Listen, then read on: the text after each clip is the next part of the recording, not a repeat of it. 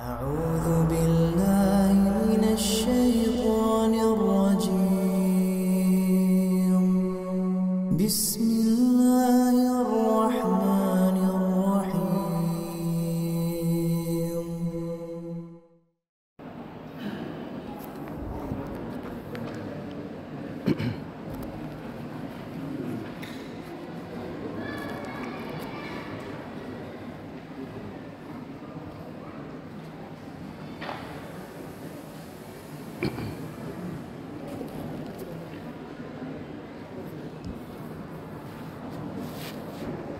Bismillahirrahmanirrahim. Assalamualaikum warahmatullahi wabarakatuh.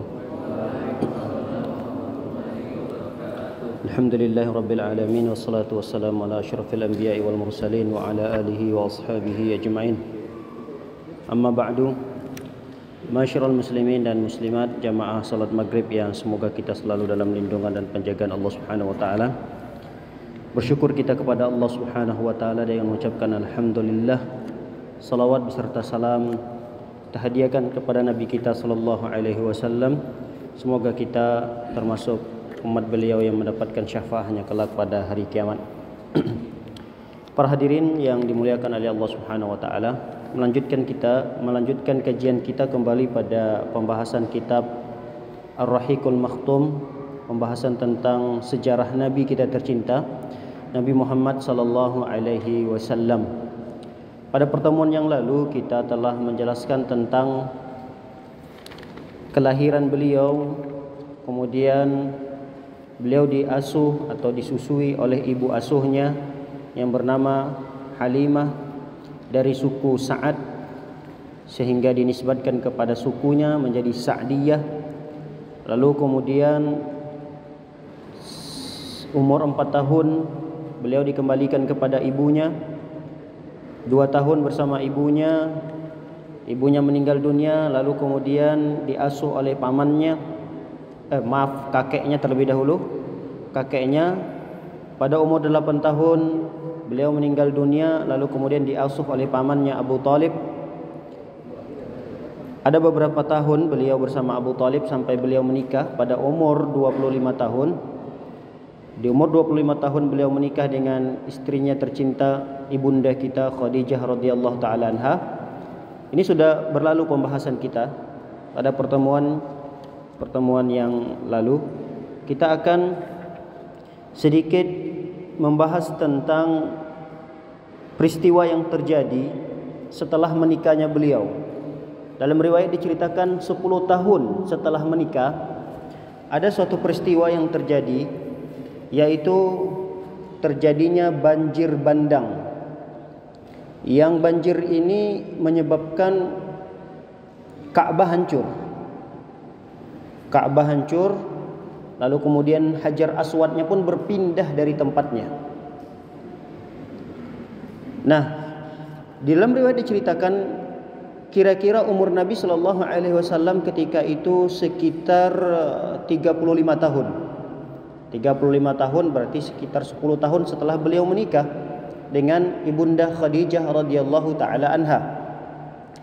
Mulailah ada keinginan orang-orang Quraisy untuk merenovasi kembali bangunan Ka'bah itu. Karena bangunannya sudah hancur, hanya tersisa bagian yang sedikit dari Ka'bah tersebut.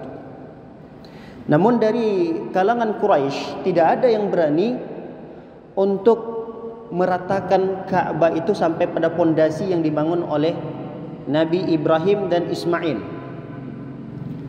Kalau bahasa kita takut kualat. Gak ada yang berani menyentuh Ka'bah itu, padahal Ka'bah itu sudah hancur terbawa oleh banjir bandang. Nah, ini mau direnovasi lagi, mau ditinggikan lagi bangunannya. Tapi gak mungkin untuk dilanjutkan karena bangunan yang tersisa itu sudah rapuh. Kalau nanti dinaikkan begitu saja, itu akan ada kemungkinan roboh lagi. Mau nggak mau dia dihancurkan secara utuh, ditinggalkanlah pondasinya saja. Pondasi yang dibangun dulu oleh Nabi Ibrahim dan Nabi Ismail alaihi wassalam. Tapi tidak ada satu orang pun berani dari kalangan Quraisy untuk meratakan Ka'bah itu. Adalah satu seorang tokoh, bisa dikatakan tokoh di kalangan Quraisy. Beliau bernama Al-Walid bin Al-Mughirah Al-Makhzumi. Jadi Al-Walid bin Al-Mughirah Al-Makhzumi ini beliau berinisiatif memulai. Karena kalau tidak ada yang memulai, ini Ka'bah gak akan diperbaiki gitu. Sampai kapanpun Ka'bah akan seperti itu terus. Lalu Al-Walid mencoba untuk meratakan. Beliau hancurkan kepingan-kepingan tersisa. Dilihat oleh orang-orang sekitar. Akan terjadi sesuatukah kepada Al-Walid ini? Ternyata ditunggu sejam, 2 jam, 3 jam. Keesokan harinya ini cuma hanya percobaan aja untuk memberikan contoh atau memberikan informasi secara tidak langsung. Tidak ada masalah menghancurkan sisa-sisa bangunan itu kalau memang niatnya untuk merenovasi. Mereka khawatir hal yang sama terjadi pada tentara bergajah. Ingat, kita sudah sempat singgung itu kisah tentara bergajah yang berkeinginan untuk menghancurkan Ka'bah. Lalu kemudian tentara itu dikirimkan oleh Allah Subhanahu wa taala bebatuan dari neraka melalui burung. Lalu kemudian batu itu dijatuhkan kepada orang-orang tentara-tentara yang ingin menghancurkan itu. Seketika itu mereka mati. Nah, hal itu khawatir terjadi pada mereka-mereka yang ingin meratakan Ka'bah tadi, sehingga tidak ada satupun yang berani. Dimulailah oleh Al-Walid bin Al-Mughirah Al-Makhzumi. Dihancurkan oleh beliau sebahagian bangunan yang tersisa, hanya sedikit saja. Ditunggu keesokan harinya. Akan terjadikah sesuatu kepada Al-Walid ini? Ternyata tidak. Kemudian hari kedua juga tidak terjadi apapun. Mulailah mereka memberanikan diri untuk meratakan kembali Ka'bah itu agar dibangun dengan bangunan yang baru. Lalu kemudian yang menjadi masalah, ada satu masalah yang terjadi nantinya. Tapi sebelum kita membacakan masalah yang besar terjadi itu, kita akan bacakan terlebih dahulu bahwa mereka orang-orang kafir Quraisy ini bersepakat pembangunan Ka'bah ini harus murni dari harta yang halal. Ini penghormatan yang luar biasa. Orang-orang kafir Quraisy ketika itu, mereka kafir Quraisy. Di tengah-tengah mereka itu banyak penghasilan yang haram.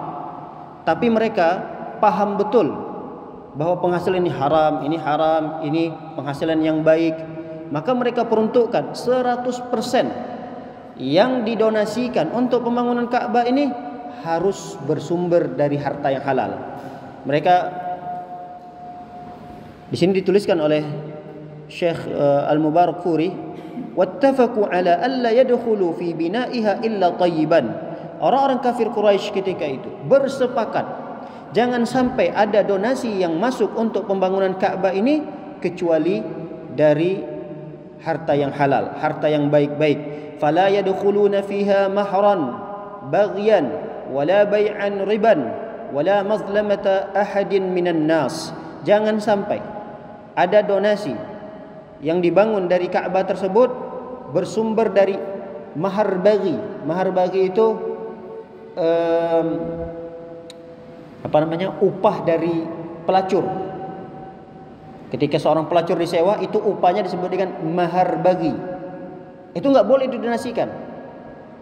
Kemudian mereka bersepakat tidak boleh ada donasi untuk pembangunan Ka'bah ini dari jual beli riba. Bai'ur riba. Kemudian jangan sampai ada donasi pembangunan Ka'bah ini dari harta yang dizalimi. Misalnya harta zalim ini harta curian, bukan milik dia. Kemudian dia ambil harta itu, dia donasikan untuk pembangunan Ka'bah. Jangan sampai, kata beliau. Wa kanu yuhabuna hadmaha. Lalu kemudian mereka berusaha untuk meratakan tadi Ka'bah tersebut, dan dimulai oleh Al-Walid bin Al-Mughirah Al-Makhzumi. Baik, para hadirin yang dimuliakan oleh Allah Subhanahu wa taala. Setelah rapi pembangunan Ka'bah itu, sudah rapi. Lalu tersisalah tugas terakhir, yaitu peletakan Hajar Aswad. Hajar Aswad ini batu dari surga yang dulu asalnya berwarna putih. Jadi batu Hajar Aswad ini turun dari surga, diletakkan di sisi Ka'bah, ada seperti bolongan seperti ini.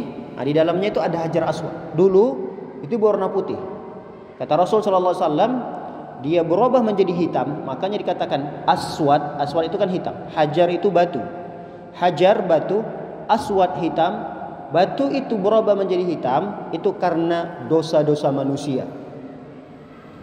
Nah, karena ini dirasa adalah batu yang mulia, batu yang berasal dari surga, semua orang berkeinginan untuk meletakkan batu itu. Semua orang merasa berhak. Kami dari suku ini yang meletakkannya. Enggak, kami dari suku ini. Enggak, suku ini. Akhirnya terjadilah perbincangan yang luar biasa. Bahkan dalam riwayat diceritakan hampir-hampir terjadi pertumpahan darah di Masjidil Haram, di tanah haram, di tanah suci Mekah ketika itu, karena adanya perebutan siapa yang berhak meletakkan Hajar Aswad ini pada tempatnya. Dan khilaf itu, perbedaan pendapat itu terjadi kurang lebih 4 malam 5 hari. Bayangkan, diskusi panjang lebar, kemudian belum selesai, besok dilanjutkan lagi. Siapa menentukan nih, untuk menentukan siapa yang paling berhak. Diskusi lagi esok harinya, dari pagi sampai sore, gak ketemu jalan keluarnya. Malamnya dilanjut lagi. Malam udah capek diskusi sana diskusi sini, menentukan siapa yang paling berhak. Dan itu terjadi selama 4 malam 5 hari. Bisa dibayangkan, itu bukan waktu yang sedikit, itu waktu sangat panjang untuk menentukan siapa yang berhak. Lalu adalah seorang yang bijaksana yang bernama Abu Umayyah bin Al-Mughirah Al-Makhzumi. Kalau tadi namanya Al-Walid bin Al-Mughirah, ini saudaranya Abu Umayyah bin Al-Mughirah Al-Makhzumi. Beliau menawarkan kepada para suku-suku, kan orang-orang Quraisy ini banyak suku-suku juga, merasa suku mereka paling berhak. Yang ini juga merasa suku mereka yang paling berhak. Nah, muncullah seseorang tokoh yang bernama Abu Umayyah bin Al-Mughirah Al-Makhzumi. Beliau menawarkan kepada seluruh utusan-utusan setiap suku. Dia mengatakan, bagaimana kalau kita bersepakat bahwa yang akan menyelesaikan perkara ini, yang akan menghentikan pertikaian di antara kita adalah sosok seseorang yang pertama sekali masuk ke Masjidil Haram. Akhirnya mereka bersepakat karena sudah tidak menemui solusi apapun daripada terjadinya pertumpahan darah.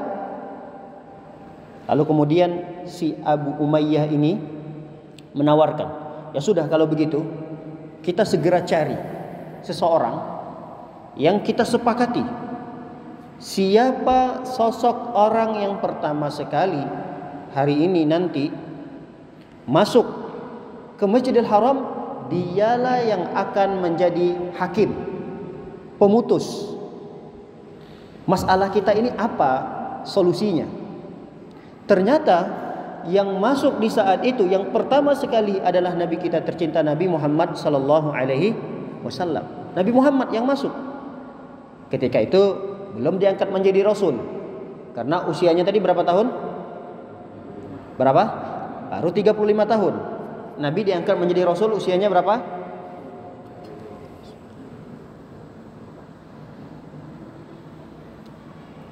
Nabi sallallahu alaihi wasallam diutus menjadi rasul pada usia 40 tahun. Berarti 5 tahun lagi baru kemudian beliau menjadi rasul.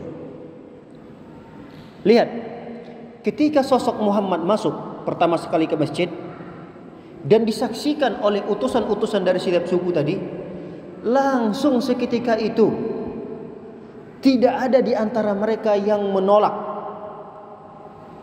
sosok Nabi Muhammad menjadi hakim penentu dan memutuskan perkara mereka. Semua mereka sepakat karena ini adalah sosok Muhammad. Mereka mengatakan, Hazal amin. Ini Muhammad adalah amin. Apa amin? seseorang yang terpercaya. Radinahu, kami ridha, kami rela bahwa beliau ini menjadi hakim kami, pemutus dari masalah kami. Hadza Muhammad, dia adalah Muhammad. Jadi Nabi Muhammad sallallahu alaihi wasallam di tengah-tengah orang Quraisy, dari sejak beliau kecil sampai beliau berusia 39 tahun, semua orang Quraisy senang dengan beliau. Gak ada di antara orang Quraisy ini yang benci kepada Nabi Muhammad. Dari sejak kecil sampai usia 39 tahun, tidak ada satu orang pun dari kalangan Quraisy, dari suku manapun, benci kepada Nabi Muhammad. Semuanya senang, semuanya rela, semuanya. Kenapa? Karena Rasul sallallahu alaihi wasallam ini memiliki suri tauladan yang baik. Orangnya sopan, orangnya santun, tutur bicaranya, Masya Allah. Gaya jalannya, tidak ada satupun aib yang didapatkan pada sosok Nabi Muhammad sallallahu alaihi wasallam.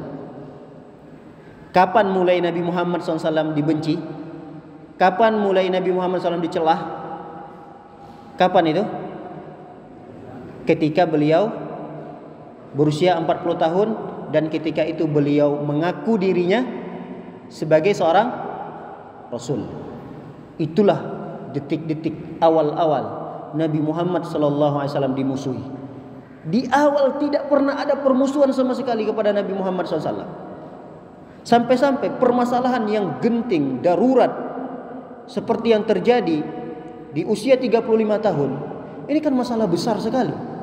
Ini umur 35 tahun dianggap masih anak muda. 35 tahun ini bisa apa? Begitulah bahasa kita. Dibandingkan dengan tokoh-tokoh dari setiap suku, Nabi Muhammad ini tidak ada apa-apanya. Belum dikatakan senior. Tapi di saat itu mereka senior-seniornya ini mengakui dan hormat kepada Nabi Muhammad sallallahu alaihi wasallam. Lalu kemudian Nabi Muhammad SAW diangkatlah, ditunjuk sebagai hakim penentu. Pokoknya kalau Nabi Muhammad SAW berbicara ketika itu, apapun yang diputuskan oleh Muhammad ketika itu, semuanya akan iya. Sami'na wa ata'na. Kami dengarkan dan kami taati. Itu keputusan Muhammad. Kan luar biasa. Ini tokoh-tokoh kafir-kafir Quraisy ketika itu begitu sayangnya, begitu cintanya, begitu hormatnya kepada sosok Muhammad sallallahu alaihi wasallam. Lalu Nabi sallallahu alaihi wasallam ditunjuk menjadi hakim, penentu dan memutuskan perkara yang begitu besar terjadi selama 4 malam 5 hari enggak selesai-selesai. Lalu kemudian Nabi sallallahu alaihi wasallam meminta selembar kain. Kata Nabi sallallahu alaihi wasallam, "Berikan aku selembar kain." Lalu kemudian kain itu dibentangkan oleh Rasulullah, dihamparkan oleh Nabi sallallahu alaihi wasallam, dan Nabi sallallahu alaihi wasallam mengambil sendiri batu tersebut dengan tangannya, diletakkan oleh beliau di atas hamparan kain yang sudah dibentang tadi. Lalu kemudian di setiap sudut-sudutnya Nabi sallallahu alaihi wasallam meminta setiap tokoh, utusan dari setiap suku. Jadi fulan yang tadi berdebat enggak habis-habis, enggak selesai-selesai, fulan masing-masing pegang ujung-ujung kain tersebut. Diangkat oleh mereka, dibawa oleh Nabi SAW, diarahkan, ayo kita bawa ke Ka'bah. Diarahkan oleh Nabi SAW, ayo kita bawa ke Ka'bah. Sampai di Ka'bah, lalu Nabi SAW mengambil lagi batu Hajar Aswad itu tadi. Hajar Aswad diambil lagi oleh Nabi, kemudian diletakkanlah pada tempat yang sudah disiapkan. Lihat, peristiwa yang luar biasa terjadi di zaman Nabi SAW yang kita bisa ambil pelajaran yang luar biasa, bahwa Nabi SAW adalah orang yang dari dulu sudah dipercayai, sudah dihormati, bahkan sudah bisa menjadi hakim, menentukan jalan keluar dari permasalahan yang luar biasa, yang di saat itu orang-orang bijaksana, senior-senior yang mungkin usianya 2 kali lipat dari beliau tidak bisa memutuskan perkara itu. Baik para hadirin yang dimuliakan oleh Allah Subhanahu wa taala, sebelum kita masuk kepada usia beliau yang ke-40 tahun, kita akan bacakan sedikit tentang hal-hal yang baik yang Rasul sallallahu alaihi wasallam lakukan, hal-hal yang tidak akan didapati perkara-perkara buruk pada sosok beliau ini sejak beliau anak-anak remaja, setelah beliau menikah, detik-detik beliau diangkat menjadi Rasul, hal-hal yang buruk dijauhkan oleh Allah Subhanahu wa taala. Yang ada pada diri Nabi SAW adalah hal-hal yang baik. Makanya diceritakan di beberapa riwayat bahwa Nabi SAW saking sempurnanya akhlak beliau sebelum beliau diangkat menjadi Rasul, beliau itu adalah afdalu qaumihi muru'atan, orang yang sangat santun sekali, muru'ah, santun. Wa ahsanuhum khuluqan, orang yang paling baik di antara mereka akhlaknya. Orang-orang Arab ketika itu banyak akhlaknya yang baik, fulan banyak di antara mereka itu yang berakhlak baik. Tapi Nabi Muhammad SAW orang yang paling baik. Wa azzuhum jiwara, dan beliau ini kalau dalam bertetangga, beliau sangat hormat sekali kepada tetangga-tetangganya, sehingga beliau dihormati. Wa azamuhum hilman, dan beliau ini adalah orang yang paling bijaksana. Wa asdaquhum hadithan, dan orang yang paling jujur di dalam berbicara. Wa alyanuhum arikah, dan beliau ini orang yang paling lembut sikapnya, tutur katanya.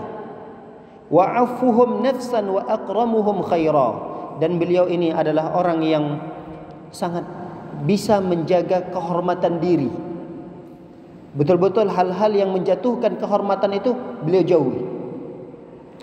Makanya ada dalam satu kisah yang disebutkan dan diriwayatkan oleh Al-Imam At-Tabari, dan riwayat ini disahihkan oleh Al-Imam Hakim dan Az-Zahabi.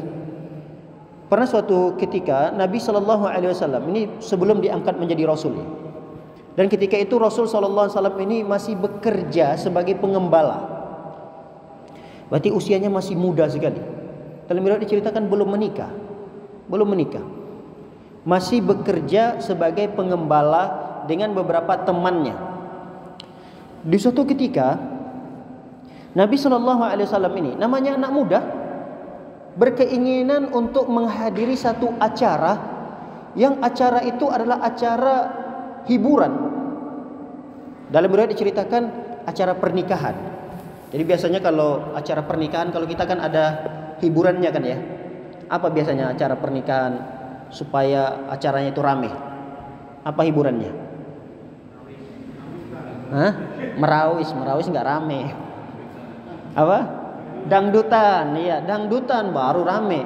Apalagi dangdutannya artis ibu kota misalnya. Itu tambah rame. Kira-kira seperti itulah. Acaranya itu acara yang sangat ramai sekali. Dan Nabi SAW ketika itu memang sebagai seorang pegawai yang ditugaskan untuk menjaga hewan gembalaannya di satu padang pasir. Apa yang dilakukan oleh beliau ketika itu? Lihat, ini pengakuan Nabi SAW sendiri. Ma hamamtu bi syai'in mimma kana ahlul jahiliyah ya'maluna ghaira marratain. Aku bertekad kuat untuk melakukan sesuatu yang dilakukan oleh orang-orang jahiliyah, bahkan lebih 2 kali percobaan itu. Hampir 3 kali beliau melakukan percobaan untuk melakukan hal-hal yang dilakukan oleh orang jahiliyah. Kullu dzalika yuhawwilullahu baini wa bainahu. Tapi setiap kali aku mencoba, dihalangi oleh Allah. Setiap kali dicoba oleh beliau, dihalangi oleh Allah Subhanahu wa taala. Ini bentuk penjagaan Allah, kasih sayang Allah yang luar biasa kepada Nabi Muhammad sallallahu alaihi wasallam. Suatu malam aku berkata kepada temanku, ini cerita Nabi sallallahu alaihi wasallam. Suatu malam aku berpesan kepada temanku, teman pengembala beliau, yar'a ma'i al-ghanam bi a'la Makkah. Kami ketika itu mengembala di puncaknya Mekah. Jadi kalau Mekah itu berada di wadi itu lembah, makanya kalau banjir bandang ya itu banjir gitu. Karena memang bangunan Mekah itu, Ka'bah itu dia berada di lembah, dia dikelilingi oleh gunung-gunung. Makanya kalau kita sedang umroh, hujan lebat, itu airnya luar biasa, mengalir kencang di jalan-jalan raya itu. Mengalir kencang kayak banjir gitu. Tapi sesaat doang gitu. Kencang sekali airnya itu. Allah alam apakah gorong-gorongnya nggak ada atau apa, tapi yang jelas airnya itu kencang sekali mengalir di jalan rayanya itu. Nah, ketika itu Nabi SAW bercerita, kami sedang mengembala di malam hari sama teman, adanya di puncak di Mekah. Nah, terdengarlah suara dangdutan lah bahasa kita, nyanyi-nyanyian, hiburan-hiburan, terdengar ramai sekali dari puncak itu. Nabi SAW ingin menghadiri acara itu. Berpesanlah kepada temannya, tolong kamu jagain ya hewan-hewan gembalaan ini. Saya mau menghadiri acara itu. Saya mau lihat seperti apa sih acara itu. Lalu kemudian sallallahu alaihi wasallam mulai mendekat dengan acara tersebut. Kemudian Nabi sallallahu alaihi wasallam sudah semakin kencang nih terdengar suara-suara lantunan, nyanyi-nyanyian, musik-musikan, sudah semakin dekat. Nabi sallallahu alaihi wasallam singgah sejenak. Ternyata Rasul ketahui bahwa ini adalah acara si fulan, acara pernikahan si fulan dengan si fulana. Lalu Nabi sallallahu alaihi wasallam dari kejauhan duduk sebentar nih, belum terlalu berani untuk hadir langsung, karena memang Rasul SAW belum terbiasa. Biasalah gimana sih seseorang ketika dia ingin memulai sesuatu yang belum pernah dia lakukan, pasti akan ada keganjilan, ada sesuatu yang apa bahasa kita, sesuatu yang belum pernah dilakukan lalu kemudian dicoba untuk melakukannya. Apa bahasanya itu? Kagok apa? Ya kayak gitulah ya. Jadi Rasulullah SAW tidak langsung gitu. Rasul duduk dulu, berpikir panjang dulu dia. Duduk sejenak. Sembari Rasulullah SAW duduk sambil mendengaran dari kejauhan, tapi udah mulai agak kedengaran suara jelas. Fadaraballahu ala udunai fanimtu. Lalu Allah Subhanahu wa taala melakukan sesuatu di telingaku sehingga suara itu hilang. Lalu kemudian aku tertidur. Belum sampai pada acara itu, masih jauh. Duduk Rasulullah SAW antara ragu mau lanjut atau gimana nih, lanjut atau duduklah sejenak Rasulullah SAW. Enggak berapa lama suara itu hilang. Tertidur Nabi SAW di tempat beliau tadi singgah. Dan dalam riwayat diceritakan Rasulullah SAW terbangun ketika sudah matahari terbit. Sengatan matahari itu sudah mulai panas. Ya kira-kira sekarang jam 8-an lah ya, jam 7 jam 8. Bayangkan Nabi SAW ditidurkan oleh Allah SWT di malam itu dan tidaklah terbangun kecuali sudah di pagi hari yang mataharinya sudah mulai mengeluarkan pancaran cahaya yang panas. Kemudian Rasul SAW gagal karena di malam itu belum sampai menghadiri acara tersebut. Pulang lagi Rasulullah SAW menuju temannya. Gak berapa lama Rasulullah SAW mendengar lagi ada seperti keramaian, hiburan lagi. Rasul pengen hadir lagi. Mulai Rasulullah SAW turun lagi gunung, ingin ke kota. Belum sampai kepada acara hiburan tersebut, beliau duduk lagi, istirahat sebentar. Sudah mulai terdengar agak jelas. Kemudian Allah SWT tidurkan lagi beliau dan terbangun di pagi hari. Makanya Rasulullah SAW menceritakan tadi, dan itu pernah saya lakukan hampir 2-3 kali. Jadi Nabi SAW ini benar-benar sudah terjaga dari sejak kecil gitu, dari hal-hal maksiat. Jangan kata beliau pernah menyembah berhala, jangan kata beliau pernah minum khamar. Hal-hal yang hiburan, yang bentuknya hiburan, yang mungkin tidak disertakan di sana hal-hal maksiat, itu pun masih dijaga oleh Allah Subhanahu wa taala. Jadi beliau itu dijaga oleh Allah Subhanahu wa taala dari minum khamar. Minum khamar enggak pernah disentuh oleh Nabi sallallahu alaihi wasallam. Apalagi sampai meneguk, satu teguk, dua teguk, satu gelas, dua gelas, enggak pernah. Padahal di zaman Nabi sallallahu alaihi wasallam itu khamar bukan benda asing. Khamar itu udah hampir tiap rumah orang udah minum khamar. Kalau bahasa kita udah kayak minum sehari-harian itu orang jahiliyah. Semua rumah itu udah minum, udah biasa minum khamar. Enggak ada masalah minum khamar. Tapi sosok Nabi Muhammad SAW bisa terjaga di tengah-tengah lingkungan yang khamar itu sudah seperti minuman biasa gitu. Ini kan sulit dibayangkan. Rasul SAW terjaga dari penyembahan terhadap patung-patung berhala-berhala. Padahal ketika itu setiap rumah udah ada berhala-berhala. Jangan ditanya di Ka'bahnya. Di Ka'bahnya udah ratusan patung-patung berjejer gitu. Tapi tidak pernah Nabi Shallallahu Alaihi Wasallam menyembah, meminta, berdoa kepada berhala-berhala tersebut. Padahal beliau tinggal di lingkungan di tengah-tengah masyarakat yang menyembah berhala itu. Ini penjagaan yang luar biasa yang Allah Subhanahu Wa Taala berikan kepada Nabi kita Muhammad Shallallahu Alaihi Wasallam ketika beliau sebelum diangkat menjadi Rasul.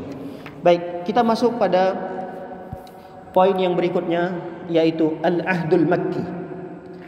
Diutuslah Nabi Shallallahu Alaihi Wasallam menjadi Rasul di usia 40 tahun, tahun Hijriyah.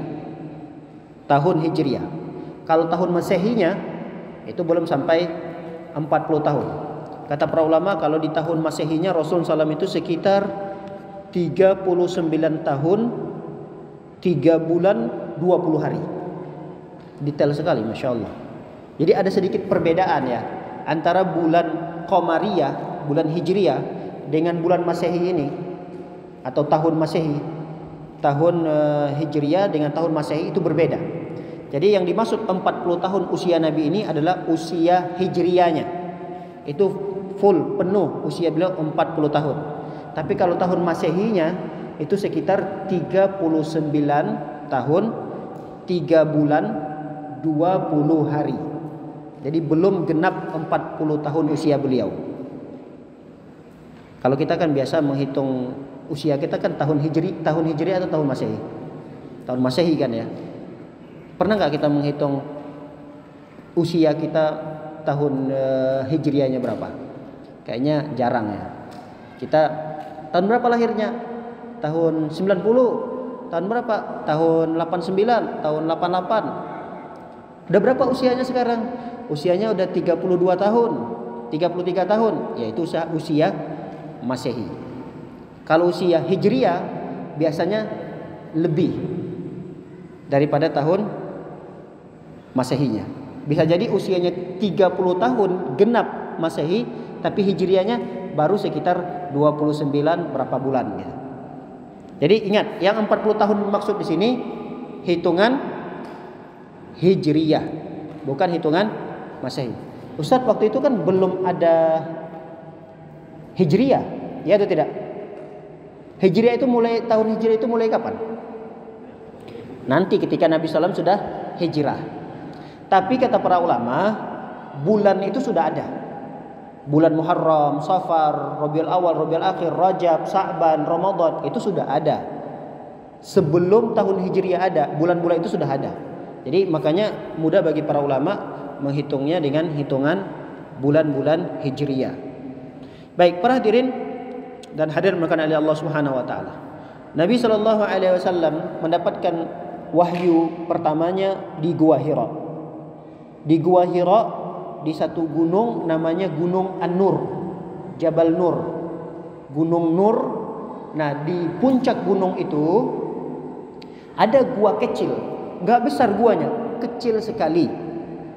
Itu antara Mekah dengan gunung tersebut sekitar 2 mil. 2 mil ini ya sekitar 3 kilo lebih lah. 3 sampai 4 kilometer jaraknya, enggak jauh dari Mekah. Tapi karena jalan menanjak ke atas gitu, sulit untuk dilalui, jadi perjalanannya agak lama. Nabi SAW menyendiri di sana. Menyendiri. Kenapa Rasul SAW menyendiri? Karena melihat mulai hancur, bobroknya akhlak-akhlak, akal sehatnya orang-orang Quraisy ketika itu. Udah nggak kuat Rasul SAW melihat kehancuran-kehancuran dari akhlak-akhlak orang-orang kafir Quraisy ketika itu. Rasul SAW udah nggak kuat melihat lingkungan yang hancur seperti itu. Akhirnya Rasul SAW menyendiri sendiri, minta disiapkan bekal kepada istrinya Khadijah ketika itu. Habis nanti bekal, Rasul turun lagi, minta dipersiapkan bekal lagi. Nanti naik lagi Rasul SAW, dan itu terjadi. Ada yang mengatakan sampai 6 bulan lamanya. Lama ternyata Rasul SAW bolak-balik naik, karena ingin menyepi, menyendiri, melihat akal sehatnya orang-orang Quraisy sudah mulai, ya sudah bisa dikatakan tidak, apa ya, kalau bahasa kasar kita mungkin udah nggak waras gitu. Kenapa? Karena meminta kepada sesuatu yang benda mati, mempercayai sesuatu atau mempercayai benda mati ini bisa memberikan manfaat, mempercayai benda mati ini bisa menghindarkan mara bahaya. Jadi akal sehat Nabi Muhammad SAW udah nggak cocok dengan apa yang dilakukan oleh orang-orang kafir Quraisy ketika itu. Dengan begitu Nabi SAW bisa buat apa? Nggak bisa berbuat apa-apa. Nabi SAW mau mencegah, atas dasar apa beliau mau mencegah? Rasul ingin melarang mereka, atas dasar apa? Karena Nabi SAW belum diwahyukan apapun dari Allah Subhanahu Wa Taala. Hanya bermodal dengan akal sehat doang gitu. Fitrah Nabi SAW, kesucian jiwa Nabi SAW menolak perbuatan-perbuatan itu. Tapi karena tidak ada dasar Nabi SAW, belum ada wahyu melarang itu, Nabi SAW tidak bisa berbuat apa-apa, sehingga beliau hanya sekedar bisa mengalah. Rasul mengalah, menyendiri beliau pergi ke Gua Hira. Di sana Rasul SAW beberapa hari, lalu kemudian sampailah waktunya di mana Rasul SAW melihat dalam mimpinya. Jadi sebelum Rasul SAW mendapatkan wahyu melalui Jibril nanti, Rasul sudah mendapatkan ada tanda-tanda, kata para ulama. Tanda-tanda itu berupa mimpi. Dan mimpi itu terjadi kurang lebih dalam riwayat ini ceritakan sampai 6 bulan. 6 bulan lamanya Rasul tidur. Kadang dalam tidurnya itu Rasul SAW melihat mimpi. Mimpinya itu Rasul SAW seperti didatangi sosok yang berupa fajar subuh. Coba kalau kita lihat habis sholat subuh berapa menit, atau kalau di Bekasi mungkin nggak bisa lihat ya. Kalau kita di daerah kampung atau pinggir pantai atau di gunung, itu biasanya sehabis sholat subuh atau sebelum sholat subuh kita bisa melihat fajar. Fajar itu apa namanya ya? Cahaya yang memulai keluar dari cahaya matahari itu. Mataharinya belum terbit. Ini ufuk. Mataharinya belum terbit. Dia masih di bawah ufuk. Tapi cahayanya itu sudah memancarkan di atas. Seperti itulah kira-kira kata Rasul SAW yang selalu mendatangi saya dalam mimpi. Jadi seakan-akan ada satu cahaya seperti fajar yang menyingsing di waktu pagi hari. Belum terbitnya matahari itu kan sudah ada kelihatan cahaya. Itulah yang sering mendatangi Nabi SAW. Tapi tidak ada pesan apa-apa. Cuma begitu saja melihat ada cahaya dalam tidur beliau. Nah, selama berjalan 6 bulan lamanya, muncullah seorang sosok yang tidak dikenal oleh Nabi SAW. Dan sosok ini sosok yang sangat menakutkan, karena Nabi SAW belum pernah melihat sosok tersebut. Dan Nabi SAW saking kagetnya, saking takutnya, bukan kaget doang, saking takutnya Nabi SAW dengan sosok tersebut. Memang sosok ini agak kasar. Awal mula berkenal dengan Nabi SAW. Bayangkan, ketika kita bertemu dengan orang yang belum pernah dikenal, lalu kemudian perilaku dia kepada kita kasar, kita kan takut gitu. Begitulah kira-kira Nabi SAW. Belum pernah melihat sosok itu seperti apa, lalu kemudian perilakunya kasar kepada Nabi sallallahu alaihi wasallam. Kita ingat bahwa Nabi sallallahu alaihi wasallam ketika diturunkan wahyu pertama, surah apa wahyu pertama? Surah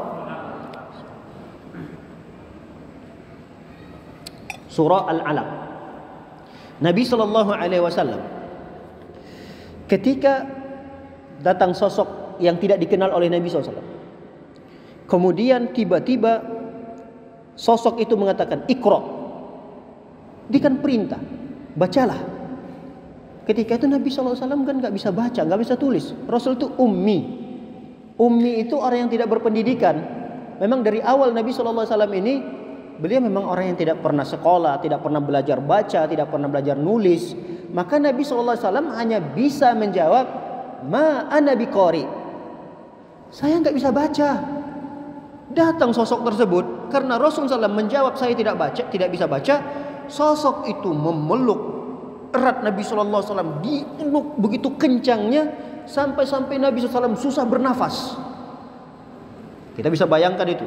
Kita kalau dipeluk gini, ini kan paru-paru kita sampai begini, udah sesak begitu, baru kemudian dilepaskan.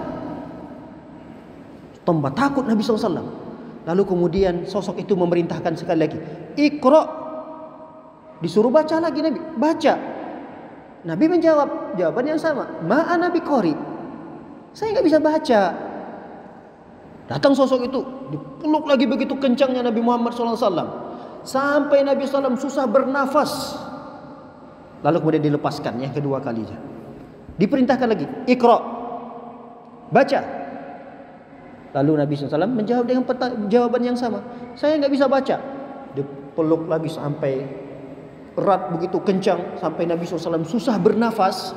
Lalu kemudian sosok yang datang tersebut mengajarkan kepada Nabi SAW surah Al-Alaq tadi, Iqra bismi rabbikal ladzi khalaq. Lalu diikuti oleh Rasulullah, Iqra bismi rabbikal ladzi khalaq, khalaqal insana min 'alaq, Iqra wa rabbukal akram, alladzi 'allama bil qalam.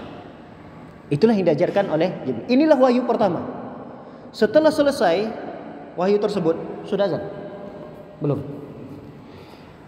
Setelah turun wahyu itu dan Rasul sallallahu alaihi wasallam selesailah mendapatkan wahyu pertama. Nabi sallallahu alaihi wasallam dalam kondisi takut. Beliau turun tergesa-gesa dari gunung tersebut menemui istrinya tercinta, Khadijah radhiyallahu taala anha. Bayangkan Rasul sallallahu alaihi wasallam, sisa-sisa rasa takutnya tadi, beliau menggigil begitu kencang, badannya kedinginan, lalu bertemu dengan sosok istrinya, meminta kepada istrinya, zammiluni, zammiluni. Wahai istriku, tolong ambilkan selimut buatku. Selimutkan aku. Nabi SAW ketika itu dalam kondisi takut sekali, menggigil tubuh beliau. Tapi Khadijah ketika itu tidak bertanya apapun. Khadijah menunaikan apa yang diminta Rasulullah, ambil selimut, diambil oleh Khadijah, diselimuti Nabi SAW dalam kondisi takut. Lalu Khadijah menghibur Nabi SAW dengan ucapannya. Apa kata Khadijah? Kallah, sekali-kali tidak. Wallahi ma yukhzikallahu abadan. Demi Allah, tidak mungkin Allah akan menghinakan kamu wahai Muhammad. Ini sosok Khadijah ketika menghibur suaminya dalam kondisi ketakutan yang luar biasa. Dihibur oleh Khadijah. Kata Khadijah, demi Allah wahai Muhammad, Allah tidak akan menghinakan kamu selama-lamanya. Kenapa? Innaka latasilur rahim. Karena kamu memiliki kebiasaan yang baik. Apa kebiasaan yang baik yang dimiliki oleh Rasulullah? Pertama, suka menyambung tali silaturahmi. Wa tahmilul kalla. Kamu suka membantu orang lain. Ada beban-beban berat yang dimiliki oleh orang lain, kamu bantu untuk meringankannya. Wa taksibul ma'dum. Kamu itu sering membantu orang yang tidak mampu. Wa taqra'ud daifa, dan kami itu sering menghormati, menjamu tamu, menghormati tamu. Wa tu'inu ala nawaibil haq, dan kamu menolong orang-orang yang di atas kebenaran. Banyak perbuatan-perbuatan baik Rasul sallallahu alaihi wasallam disebut-sebutkan oleh Khadijah supaya meyakinkan Nabi Muhammad ini enggak mungkin Allah menghinakan Anda. Anda ini orang baik. Orang yang baik pasti akan dibalas kebaikan oleh Allah. Tapi Nabi SAW belum merasa tenang dirinya. Lalu Khadijah memberikan solusi. Ditawarkan oleh Khadijah satu solusi lagi. Bagaimana kalau begitu kita bertemu saja dengan sepupuku? Azan dulu ya. Udah azan kan ya? Belum? Berapa? 1 menit lagi. Baik, kita tunggu azan dulu. Setelah azan nanti kita lanjutkan sedikit.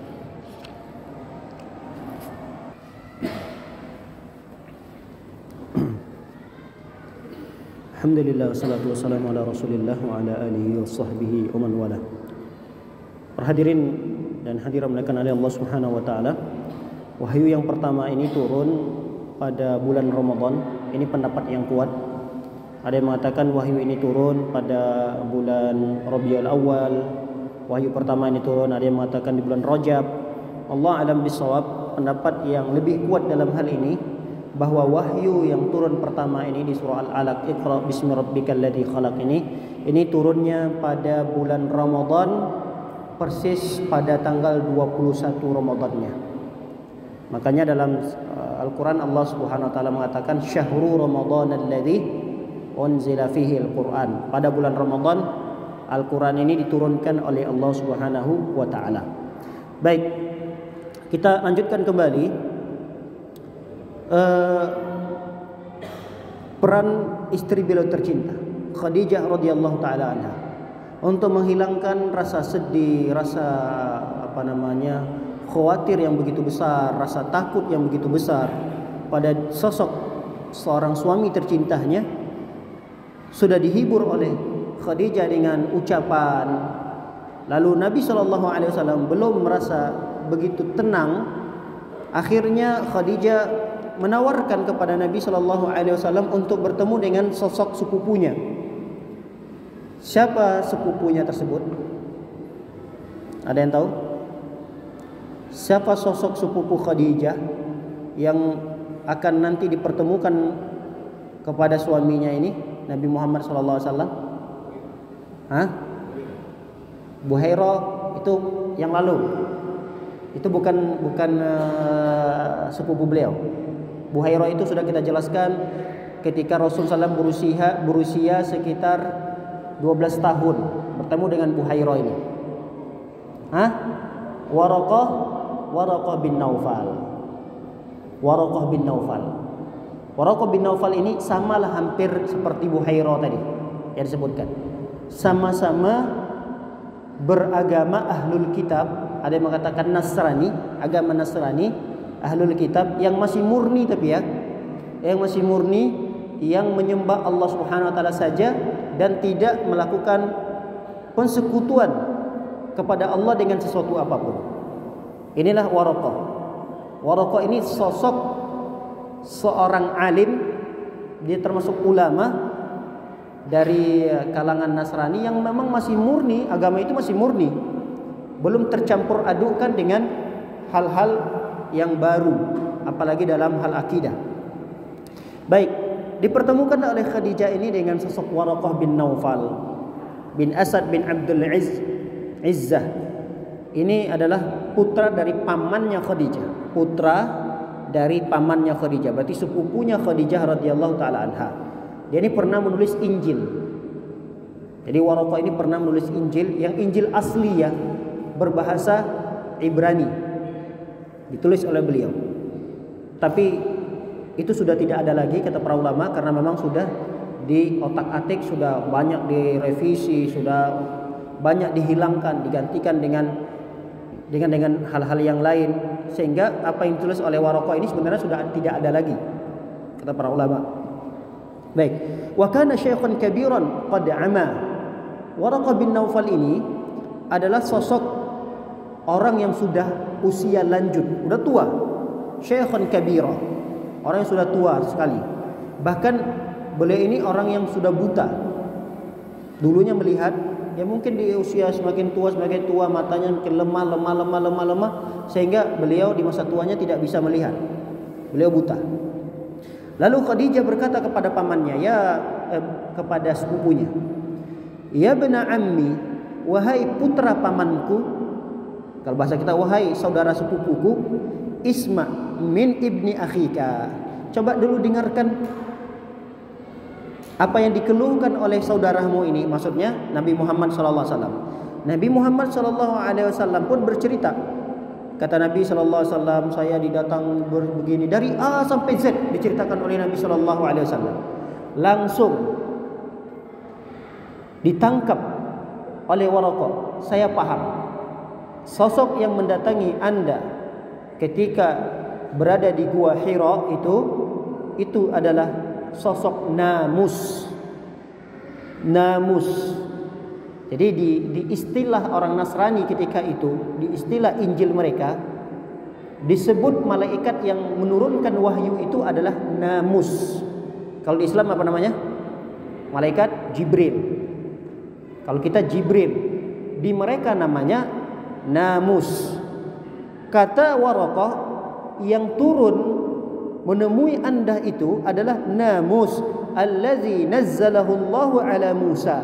Yang namus ini juga dulu pernah diturunkan oleh Allah kepada Nabi Musa. Ya laitani fiha jaza'an, laitani akun hayyan id yukhrijuka qaumuka. Kata Waraqah, andai kata aku masih hidup di saat engkau akan diusir oleh kaum-kaum. Jadi memang usia beliau sudah tua sekali, sehingga beliau berkeinginan. Apa keinginan beliau? Andai kata saya masih muda, andai kata saya masih diberikan umur panjang, saya hidup, saya bisa melihat Anda dikeluarkan oleh kaum-kaum Anda. Anda akan diusir oleh kaum-kaum Anda. Nabi SAW ketika itu kaget, bertanya, awamukhrijihum, apakah kaum-kaumku, masyarakat-masyarakat yang tinggal bersamaku, yang dulu berbuat baik kepadaku, apakah mereka akan mengusirku? Kata Waraqah, iya, mereka akan mengusirmu, mereka akan memusuhimu. Lam ya'ti rajulun qad bimithli ma ji'ta bihi illa 'udiyah wa in yudrikuni qaumuka ansuruka nasran mu'azzara. Kata beliau, tidak ada sosok laki-laki yang datang seperti yang engkau bawa ini, ajaran yang kamu bawa ini, kecuali dia akan dimusuhi. Karena sosok nabi-nabi tidak hanya Nabi Muhammad. Dulu sebelum Nabi Muhammad diutus juga sama. Mereka dimusuhi. Kamu nanti pasti akan dimusuhi. Kamu nanti akan diusir. Kamu nanti akan dicoba untuk dibunuh oleh mereka. Dan kaum-kaummu akan melakukan percobaan-percobaan. Bagaimana caranya supaya dakwah ini tidak tersebar luas? Andai kata aku masih diberikan umur, aku akan tolong kamu dengan penolongan yang begitu besar. Aku akan bela, aku akan halangi mereka untuk menghalang-halangi dakwamu. Ini pernyataan Waraqah bin Naufal. Lalu kemudian Nabi SAW mulai tenang, karena sosok yang mendatangi beliau di Gua Hira itu sudah mulai beliau pahami bahwa itu adalah malaikat Jibril yang diutus oleh Allah Subhanahu wa taala menyampaikan wahyu kepada beliau. Mulailah tenang Nabi Muhammad SAW. Namun setelah pertemuan beliau dengan Waraqah ini, kan belum ada kewajiban untuk berdakwah. Orang baru satu wahyu yang turun dan tidak ada perintah untuk sampaikan itu kepada umatmu, belum.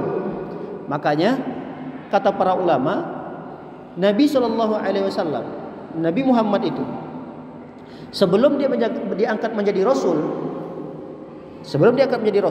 beliau diangkat dulu sebagai nabi. Nah, makanya ada perbedaan antara nabi dan rasul. Ada yang tahu nih perbedaan nabi dan rasul? Tanya mulu kalau dari tadi kayaknya. Ada yang tahu?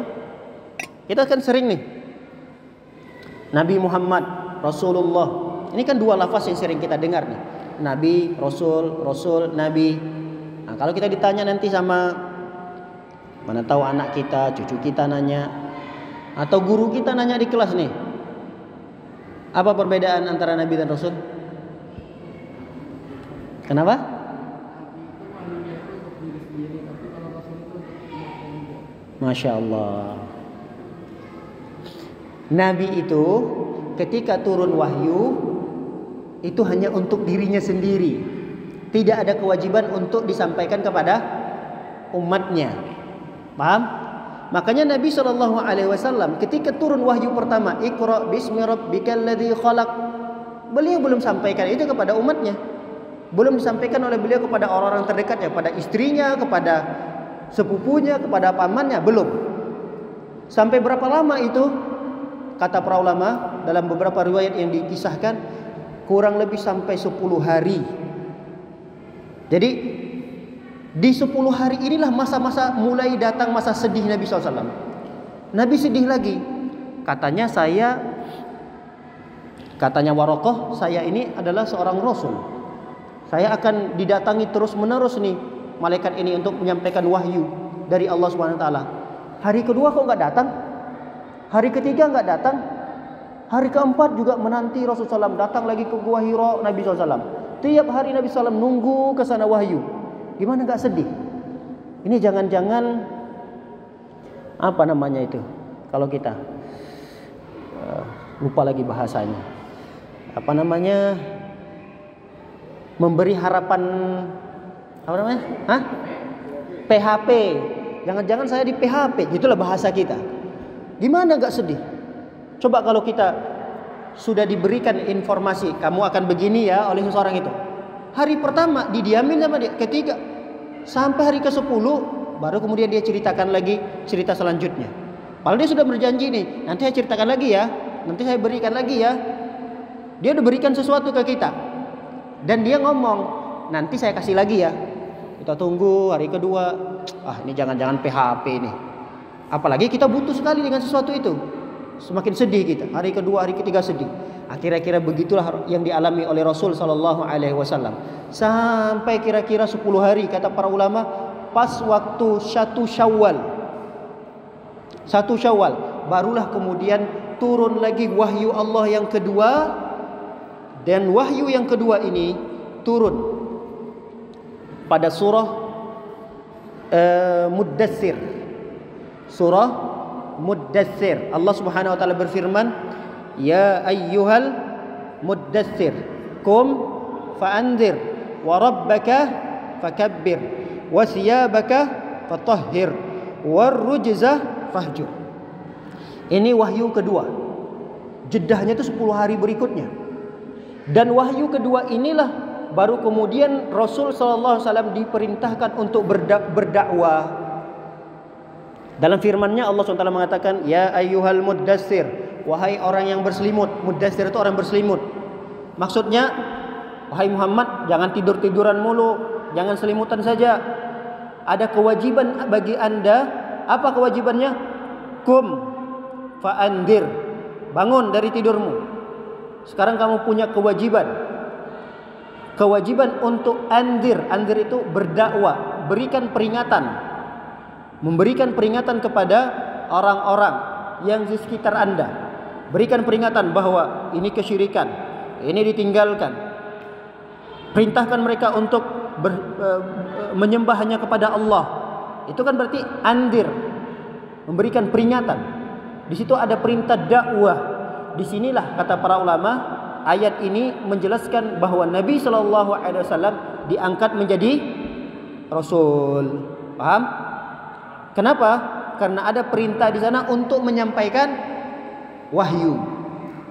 Nah, ketika ada perintah untuk menyampaikan wahyu, kita sudah didefinisikan tadi. Kalau Rasul itu, apa definisi Rasul? Rasul itu adalah sosok seseorang yang mendapatkan wahyu dari Allah, lalu kemudian ada kewajiban untuk menyebarluaskan kepada masyarakat. Itu Rasul. Kalau Nabi, dia adalah sosok seseorang yang mendapatkan wahyu, tapi tidak ada kewajiban untuk menyampaikan. Wahyu itu hanya untuk dirinya sendiri. Tapi kalau dia mau sampaikan, silahkan. Kalau dia tidak mau sampaikan, tidak ada dosa bagi dia.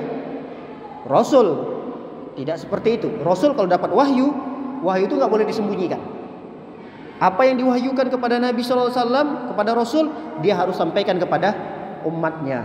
Begitulah perbedaan antara Nabi dan Rasul. Jadi Nabi Muhammad SAW ketika berhari-hari menunggu menunggu ke gua, beliau tidur-tiduran, malam tidur beliau 10 hari. Ngapain lagi 10 hari? Ya kadang beliau tidur, beliau berselimut. Lalu kemudian Rasul sallallahu alaihi wasallam saking bingungnya, ada satu penglihatan Rasul SAW melihat ke kanan, melihat ke kiri, enggak ada sesuatu. Lihat ke depan, mana sosok yang datang itu? Lihat ke belakang, enggak ada. Lalu kemudian Rasul sallallahu alaihi wasallam mengangkat kepalanya dan melihat ke atas, beliau melihat sesuatu. Ternyata sesuatu itu adalah malaikat Jibril yang pernah mendatangi beliau 10 hari yang lalu. Jadi sosok malaikat itu duduk di atas kursi. Ini diceritakan dalam riwayat Sahih Al-Bukhari. Jadi Nabi Muhammad melihat ke atas begitu. Jadi sosok malaikat itu duduk di atas kursi antara langit dan bumi. Jadi kursinya tuh gantung. Di situ duduknya malaikat tersebut. Faji'tu minhu ra'ban hatta hawaitu ilal ardi. Kemudian mulailah rasa takut itu muncul lagi. Muncul lagi rasa takut yang besar. Kemudian hampir-hampir aku jatuh ke bumi. Lalu kemudian aku bersegera datang, berlari mendatangi Khadijah ketika itu. Saking takutnya, beliau mendengarkan seakan-akan ada yang datang. Beliau noleh ke kanan, enggak ada, ke kiri enggak ada, ke depan enggak ada sesuatu. Beliau noleh ke belakang, enggak juga melihat sesuatu itu. Beliau angkat kepalanya, melihat gimana? Melihat ada kursi kayak terbang gitu. Takut enggak kita? Hah? Ini di zaman yang teknologi enggak secanggih kita. Kalau sekarang kita melihat ada pesawat terbang, udah enggak aneh gitu. Ada kok benda yang terbang, biasa kok. Itu mungkin pakai tali itu diikat kalau kita kan. Di zaman Rasulullah SAW kaget, ada kursi terbang antara bumi dengan langit, gantung. Ketika melihat pemandangan itu, Nabi SAW semakin takut, berlari turun menemui Khadijah lagi, meminta kepada Khadijah, selimutkan aku. Ini rasa takut yang kedua yang dirasakan oleh Nabi SAW. Diselimutkan oleh Khadijah. Lalu kemudian dalam kondisi Nabi SAW berselimut, turunlah wahyu Allah yang kedua tadi. Ya ayyuhal muddatsir qum fa'anzir wa rabbaka fakabbir. Jadi malaikat mengatakan, wahai sosok yang berselimut, buka selimut, bangun dan berikan peringatan kepada manusia. Baik, demikian kajian singkat ini yang dapat kita pelajari pada kesempatan yang berbahagia ini. Semoga ada yang bisa kita ambil dari kisah-kisah beliau ini dan bisa kita ambil pelajaran tentunya dan bisa kita amalkan dalam kehidupan kita sehari-hari. Wabillahi taufiq wa hidayah. Wassallallahu nabiyana Muhammad wa ala alihi washabbihi wasallam ajmain. Kita berdoa kepada Allah Subhanahu wa taala semoga kita diberikan umur yang panjang oleh Allah, diberikan kesehatan sehingga kita bisa bertemu dengan bulan Ramadan pada tahun ini dalam kondisi beribadah khusyuk, hikmat dan benar-benar mengharapkan kepada Allah Subhanahu wa taala. Semoga Ramadan pada tahun ini kita bisa beribadah kepada Allah Subhanahu wa taala dengan ibadah yang sempurna dan mudah-mudahan ibadah kita diterima di sisi Allah Subhanahu wa taala. Amin ya rabbal alamin. Subhanakallahumma bihamdika asyhadu an la ilaha illa anta astaghfiruka wa atubu ilaik. Assalamualaikum warahmatullahi wabarakatuh.